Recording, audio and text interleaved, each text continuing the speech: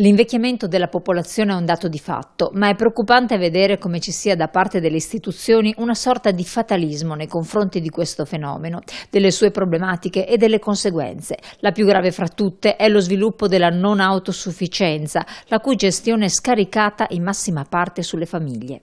A questo tema la FNP Veneto, il sindacato dei pensionati CISL, ha dedicato il 10 settembre il primo consiglio generale dopo la pausa estiva. È stata l'occasione per il sindacato di riprendere le fila dei tavoli regionali e nazionali nei quali è coinvolto, ma anche per ascoltare la testimonianza diretta di un centro servizi anziani. Quanti sono gli anziani? In Veneto gli ultra 65 anni sono oggi più di 1,1 milioni, pari al 24% della popolazione, ma nel 2050 saranno 1,6 milioni, cioè il 35% della popolazione. Oggi circa 330.000 sono non autosufficienti, di cui circa 30.000 assistiti nei centri servizi anziani, le ex case di riposo. Il resto conta su caregiver familiari o badanti. Ma prima dello sviluppo della non autosufficienza c'è la questione della prevenzione delle cronicità. Il 53% degli anziani veneti ha almeno una malattia cronica e della promozione dell'invecchiamento attivo.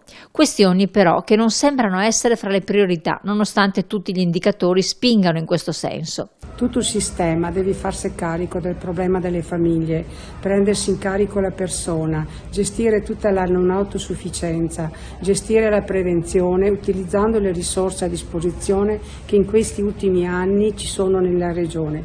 Bisogna condividere progetti, bisogna definire percorsi e bisogna anche socializzare anche con le organizzazioni sindacali l'utilizzo finalizzato di molte risorse che vengono dedicate alla non autosufficienza. L'Italia ha in proporzione il maggior numero di ultra 85 anni in Europa, i cosiddetti grandi anziani, ma è agli ultimi posti in classifica sia per posti letto nelle strutture residenziali sia per numero di anziani assistiti a domicilio che per anziani generalmente seguiti dai servizi. È importante cercare di realizzare dei servizi sociosanitari che rispondano ai modelli di invecchiamento e che siano in grado di anticipare o meglio di posticipare sia la cronicità sia la non autosufficienza. Ci sono già esperimenti positivi nati da intuizioni lungimiranti come quello dell'ISRA di Treviso, struttura pubblica. Le RSA sono dislocate nel territorio H24 per 365 giorni all'anno, cioè costituiscono la vera casa della comunità. La vera casa della comunità siamo noi. I centri per servizi degli anziani devono andare fuori dalle loro mura e occuparsi del territorio nella prevenzione, ma anche nell'assistenza domiciliare. A Treviso assistiamo 1200 persone a domicilio in 12 comuni. Credo che questo possa essere un esempio interessante da copiare. Non è un esempio da business, ma è un esempio di cura di un territorio, di una comunità.